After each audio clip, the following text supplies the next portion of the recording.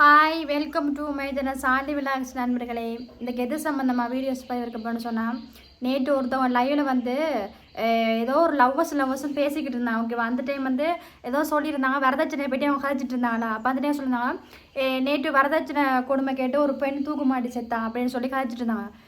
அப்போ தான் சொன்னாங்க, இந்தியாவில் வந்து வரதட்சணை கேட்டு ஒரு பெண் வந்து தற்கொலை பண்ணிட்டேன்னு சொல்லி எனக்கு கேள்விப்பட்டேன். ஓகேவா, என்னப்பா ஒரு வரதட்சணை கேட்டு ஒரு பெண்ணே கொடுமைப்படுத்திட்டீங்க நினைக்கும் போது ரொம்ப பரிதாபமாக பாவமாக இருக்கு. ஏன் இப்படி பண்ணுறீங்க? வரதட்சணை கேட்டு இந்தியாவில் மட்டும் வரதட்சணை கொடுமை கிடையாது, ஸ்ரீலங்காலே வரதட்சணை கொடுமை தான். ஏன் இப்படி வரதட்சணை வச்சு என்ன பண்ண போகிறீங்க? ஒரு பெண்ணிட்ட இருந்து காசு நகையை வாங்கி நீங்கள் என்ன பண்ண போகிறீங்க? சொல்லுங்கள், என்ன பண்ண போகிறீங்க? அதை வச்சு என்ன பண்ண போகிறீங்க? ஏதோ உங்களோட கஷ்டம் தூரம் வரும்போது அந்த காசு அடிச்சுல ஒழிப்பீங்க, அதுக்கப்புறம் என்ன பண்ண போகிறீங்க? ஒன்றும் பண்ண போகிறது இல்லை. ஓகேவா, ஒரு கெத்துக்கு தான் அதெல்லாம். வரதட்சணை வந்து ஒரு கெத்து. ஒரு பெண் இவனால் அம்மா அப்பாவோட கூட இருந்துட்டு போகும்போது அவள் இருந்த சொத்து பத்தெல்லாம் கொடுத்து அனுப்புவோம். ஓகேவா, அதுதான் வரதட்சணை. நம்ம அது பெண்கள் செய்ய வேண்டிய கடமை. அதை வந்து நீங்கள் வந்து பையனும் தாயும் சேர்ந்து கொடுமைப்படுத்தினா அந்த பொண்ணு என்ன பண்ணும்? வரதட்சணை வாங்கிட்டு வான்னு கேட்டு ஒரு பையனும் தாயும் சேர்ந்து கொடுமைப்படுத்தினா அந்த பொண்ணு என்ன பண்ணும்? வரதட்சணை கேட்டு கொடுமைப்படுத்துறீங்க. ஓகேவா, வரதட்சணை வாங்குறதும் தப்பு, வரதட்சணை கொடுக்குறதும் தப்பு. அப்படி இருக்கும்போது நீங்கள் எப்படி ஒரு பொண்ணை வந்து இப்படி கஷ்டப்படுத்தலாம்? சொல்லுங்கள் பார்க்கலாம். ஸ்ரீலங்கா நாட்டில் வந்து இப்படி தற்கொலையெல்லாம் பண்ணது கிடையாது, ரொம்ப கொடுமைப்படுத்துவாங்க. போய் சீதனம் ஆகிட்டு அப்போ தான் வந்தால் தான் என் மகனோட சேர்ந்து வாழ விடுவேன் அப்படின்னு சொல்லி ரொம்ப ப்ரெஷர் பண்ணிக்கொண்டே இருப்பாங்க. ரொம்ப கஷ்டமாக இருக்கும் ஒரு பெண் வாழ்கிறேன்டா. ஓகேவா, ஆனால் இதில் நான் ரொம்ப லக்கி. என் புருஷன் என்னுடைய லவ்வர் வந்து சொல்லியிருந்தாரு, நான் கேட்டிருந்தேன், நான் கல்யாணம் கட்டி வந்தால் நீங்கள் சீதனம் கேட்பீங்களா? எத்தனை பவுன் கேட்பீங்க? எத்தனை பவுன் காசுக்கு எத்தனை லட்சம் காசு கேட்பீங்கன்னு கேட்டேன். சொன்னால் நீ போட்ட ட்ரெஸ்ஸோடி வந்தாலும் நான் உன்னை நல்லா வச்சு தான் பார்த்துப்பேன், எனக்கு உங்கள்கிட்ட இருந்து ஒரு சொத்துமே வேணாம், நீ தான் எனக்கு சொத்து அப்படின்னு சொல்லி ரொம்ப சந்தோஷமாக சொன்னார். கேட்டுன்னு ரொம்ப மகிழ்ச்சியாக இருக்குது. அது மட்டும் இல்லை, அவர்கிட்ட அம்மா கூட நான் ஃபோன் போட்டு காய்ச்சினான். அப்போ அவங்க கூட சொல்லியிருந்தாங்க, நான் கேட்டிருந்தேன், அத்தை நீங்கள் வரதட்சணை கேட்பீங்களா?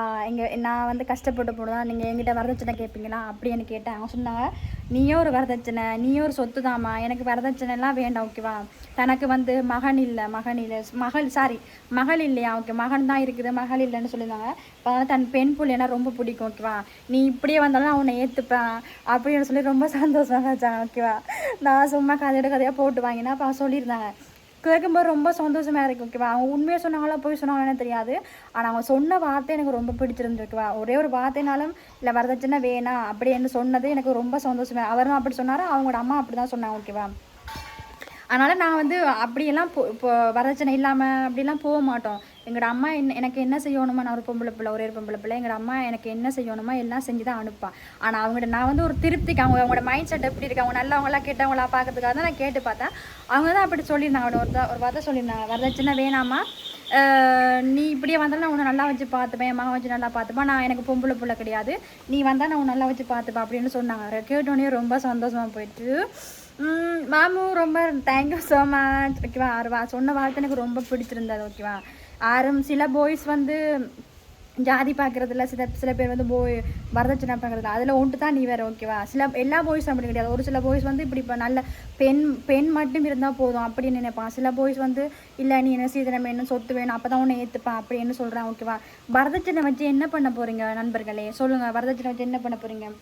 வரும்போது நாங்கள் எப்படி வந்தோமோ போகும்போது அதே மாதிரி தான் போக போகிறோம். ஓகேவா, ஒரு பெண்ணுகிட்ட உள்ள காசை வாங்கி நீங்கள் சாப்பிடணும்னு நினைக்கிறீங்களா? ரொம்ப தப்பு இல்லை. அந்த பொண்ணு வீட்டுக்காரரும் பையன் வீட்டுக்காரரும் வந்து வரதட்சணை கேட்டால் அதில் ஒரு நியாயம் இருக்குது. சரியா, அதில் ஒரு நியாயம் இருக்குது. ஓகேவா, அவங்களோட கடமையாக கேட்குறாங்க, நியாயம் இருக்குது. அதே ஒரு ஆண் வந்து வரதட்சணை கேட்குறது வந்து ரொம்ப தப்பு. ஆணும் சேர்ந்து அவங்களோட அம்மா அப்பாவோட சேர்ந்துட்டு வரதட்சணை கொண்டு வா, அப்போ தான் நீ என்னோட சேர்ந்து வாழ முடியும்.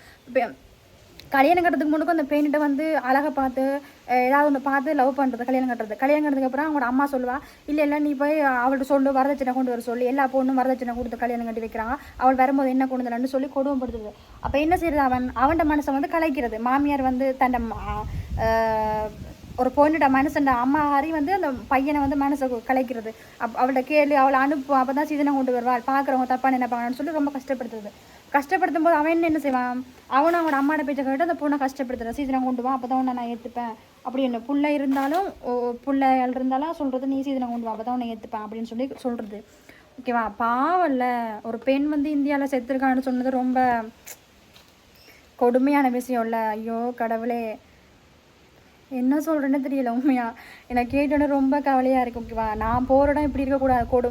மாமியார் கொடுமை இருக்கக்கூடாது, சித்திரவதை இருக்கக்கூடாது, டார்ச்சர் பண்ணக்கூடாது, அடித்து கொலை பண்ணுறளவு அப்படிலாம் இருக்கக்கூடாது. நான் கடவுள்கிட்ட வேண்டிக்கிட்டு தான் இருந்தேன். அதே மாதிரி எனக்கு ஒரு நல்ல இந்தியாவிலேருந்து எனக்கு ஒரு நல்ல லவ்வர் கிடச்சிருக்காரு. அவர்கிட்ட நான் முன்கூட்டியே நான் பயத்தில் தான் எல்லாம் கேட்டு தெரிஞ்சு வச்சுருந்தேன். அவர் வந்து எல்லாம் நல்ல மாதிரி தான் சொல்லியிருந்தார். நீங்கள் சொல்லுவீங்க, இப்படி அவன் சொல்கிறானே நீ ஆகலை நம்பாத அப்படின்னு கேட்டுருந்தீங்க. அதுக்கும் நான் விளக்கம் சொல்கிறேன். ஓகேவா, அவங்க வந்து மனசார சொல்கிறாங்களா இல்லை பொய் சொல்கிறாங்களா எனக்கு தெரியாது. ஆனால் அவங்களோட சொன்ன வார்த்தை எனக்கு ரொம்ப பிடிச்சிருந்தது, நான் ஏற்றுக்கொள்கிறேன். ஓகேவா, கல்யாணம் பண்ணதுக்கப்புறம் எனக்கு அப்படி ஏதாவது ப்ராப்ளம் வந்துச்சுன்னு சொன்னால் நான் சிங்கப்பேன் நான் எல்லாம் சமாளித்து போயிடும். ஓகேவா, நான் சமாளிச்சுவேன். நான் வந்து மற்ற பொண்ணுங்கள்கிட்ட அடி வாங்குறது, மாமியார்கிட்ட பேச்சு வாங்குறது, திட்டு வாங்க அப்படிலாம் இருக்க மாட்டேன். ஓகேவா, நான் ரொம்ப ஸ்டாப்பானது. நான் ஸ்டாப்பாக எதுக்குனாலும் பரடி கொடுத்துட்டு போய்கிட்டே இருப்பேன். ஓகேவா, என்னை பற்றி நீங்கள் கவலைப்பட தேவையில்லை. ஓகேவா, நான் போகிற இடத்துல வந்து நான் நல்லபடியாக வாழுவேன். எனக்கு நம்பிக்கை நல்லபடியாக வாழுவேன். அதில் வேற மாமியார் கொடுமை சித்திரவதை அப்படி ஏதாவது வந்துச்சுன்னு சொன்னால் அதையும் நான் சமாளித்து வாழுவேன். ஓகேவா, அப்படி சமாளித்து வாழுவேன். அப்படி இருக்காது எனக்கு இருந்துச்சுன்னா நான் சொல்கிறேன். உங்களோட பார்வைக்கு அப்படி மாமியார் கொடுமை அப்படி இருந்துச்சுன்னா என்ன பண்ணுவேன்னு நீங்கள் யோசிப்பீங்க. அதுக்கும் நான் வாழுவேன். நான் எல்லாத்தையும் சமாளித்தேன். நான் வந்து என் லைஃப்பில் என்ன சொல்கிறது, நான் விவரம் தெரிஞ்ச நாள்லேருந்து இது வரைக்கும் நான் பிரச்சனையே கண்டுக்கிட்டு போனேன். ஓகேவா, இதே ஒரு பிரச்சனையும் இல்லாத பெண் வந்து இப்படியான கொடுமையெல்லாம் தாங்கிக்க மாட்டாள். போகிற இடத்துல கொடுமை வந்தாலும் சரி, அம்மாவோட இருக்கும்போது கொடுமை வந்தாலும் சரி தாங்கிக்க மாட்டான். ஆனால் நான் தாங்கிக்கிட்டேன். ஓகேவா, போகிற இடத்துல வந்து ஸ்ட்ராங்காக இருக்கணுமெண்டாக்கா நான் தாங்கிக்கிட்டேன். அதே மாதிரி நான் போகிற இடத்துல நான் என்ன பிரச்சனை வந்தாலும் நான் தாங்கிப்பேன்.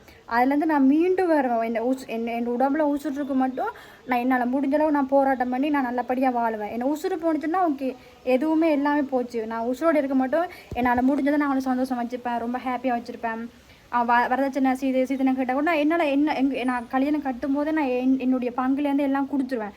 என்னை இப்போ இந்த கல்யாணம் கட்டதுக்கப்புறம் சொல்லுப்படி வரக்கூடாதுல்ல, ஏதாவது ஒரு மன கஷ்டத்தில் வந்து சொல்லுப்படி வரக்கூடாது, வாய் வார்த்தையில் கூட சொல்லக்கூடாண்டாக்கா எல்லாம் கொடுத்து தான் நான் அப்போ ஓகே நீங்கள் யோசிக்காதீங்க.